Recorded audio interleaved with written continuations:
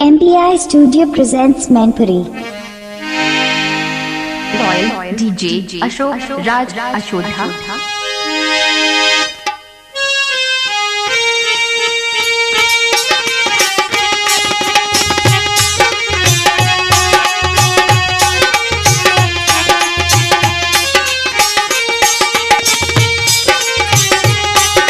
Royal DJ Ashok Raj Ashodha.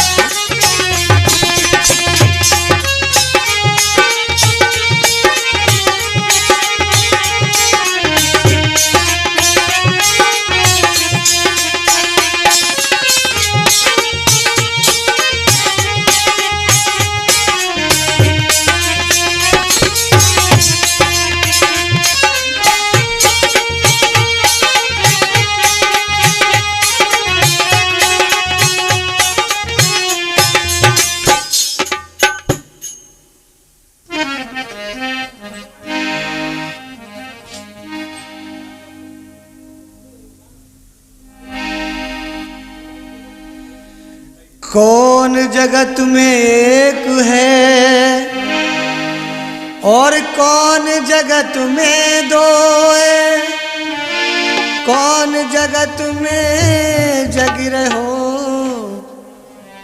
सो कौन रहो है सो।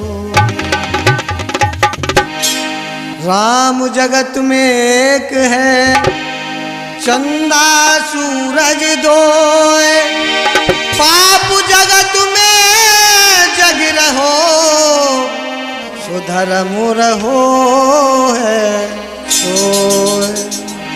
ये प्रोग्राम आप MPI स्टूडियो से सुन रहे हैं, जिसके रिकॉर्डिंग करता प्रेम भाई नारायण और इसके गायक कलाकार फिरोज खान, और हमारे साथ ढोलक पर संगति दे रहे हैं दिनेश भाई नागर जो मैनपुरी के रहने वाले हैं, और हमारे भैया रामकिशन जी हमारे साथ मजीरा पर संगति दे रहे हैं। तो लीजिए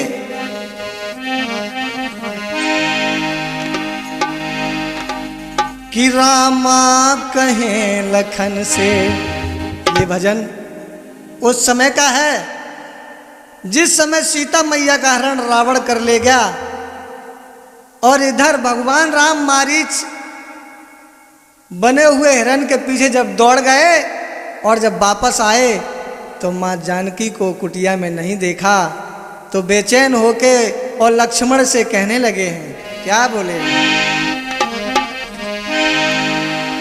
कि रामा कहें लखन से प्रेम, अरे रामा कहें लखन से मेरी सीता कहाँ गई है, रामा कहें से सीता कहाँ गई है, रामा कहें से।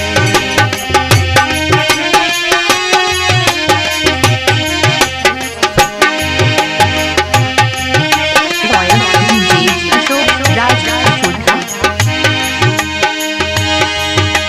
रामा कहे लखन से सीता कहाँ गई है, रामा कहे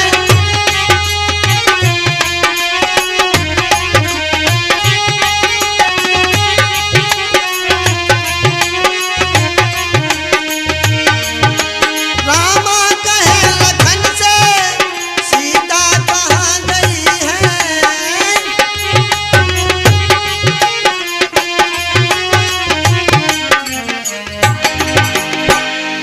और कुटिया पड़ी है खाली, दिनेश अरे कुटिया पड़ी है खाली, मेरी सीता कहाँ गई है, कुटिया पड़ी है खाली, सीता कहाँ गई है, कुटिया पड़ी है खाली।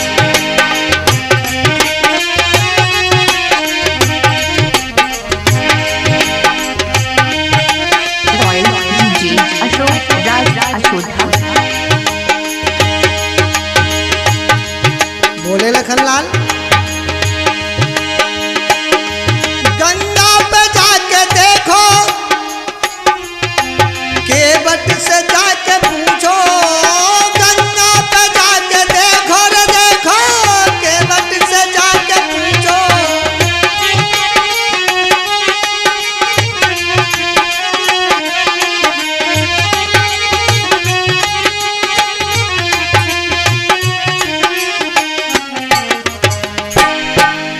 और सीता वहीं मिलेंगी।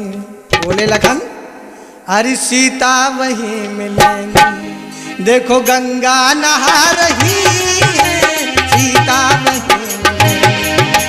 गंगा नहा रही है, सीता वहीं।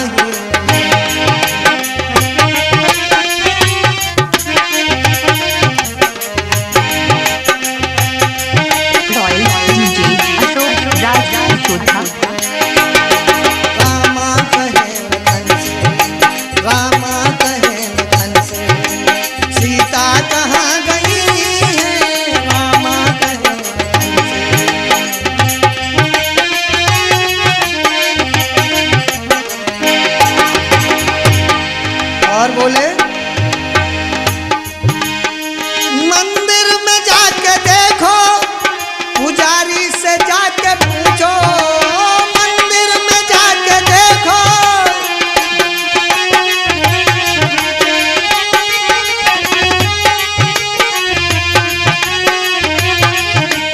मंदिर में जाके देखो, पुजारी से जाके पूछो।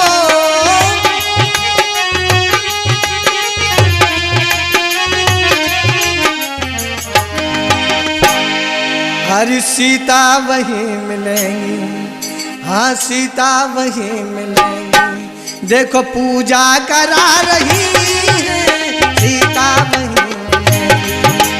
पूजा करा रही है, सीता वहीं।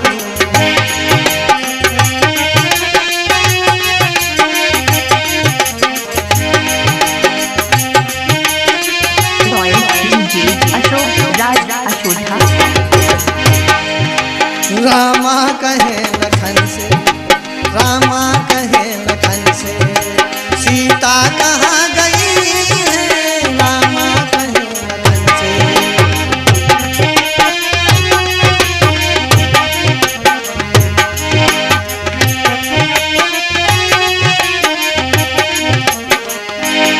और बोले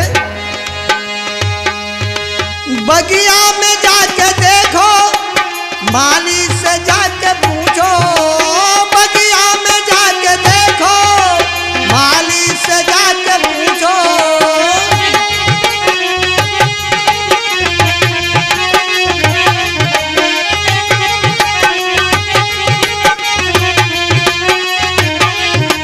बगिया में जाके देखो रे देखो, माली से जाके पूछो।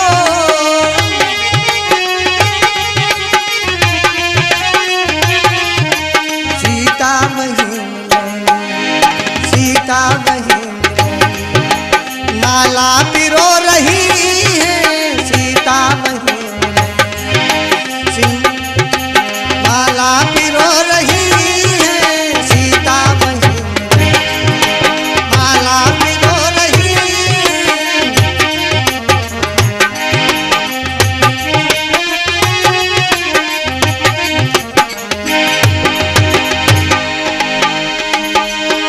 कुटिया पड़ी है खाली, सीता कहाँ गई है। कुटिया पड़ी है खाली, सीता कहाँ गई है।